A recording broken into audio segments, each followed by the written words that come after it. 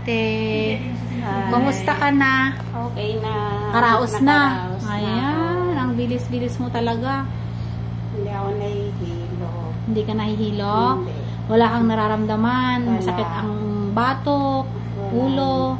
Hindi naman malakas, walang bulwak na dugo? Wala. Wala naman. Okay ka lang? Napagod Okay ka? lang. Hindi naman. Napagod. Kunti lang Kunti kasi lang. yung pagli-labor mo, no?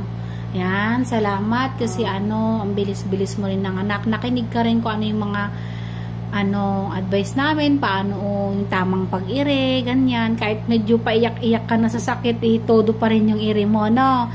Hindi ka tumigil. Nung palapit ng palabas si baby, sumigaw-sigaw ka na sa sakit, eh. Pero worth it naman yung pagod mo, no? Nakita mo na si baby. Oo, malaki din yung baby mo, 2.8 kilos din. Yan. Salamat, kahit pa paano. Nagtiwala ka pa rin sa, anong paanakan ka? Saan ka nanganak? Kalulot. Kalulot. Kalulot paanakan. Ayan. Salamat. Tsaka sa rin, pagtitiwala mo rin sa mga midwife ng kalulot paanakan. Ayan. Tsaka sa may-ari ng clinic. Ayan. Salamat po ate ha. Panoorin mo yung panganak mo ha. Salamat.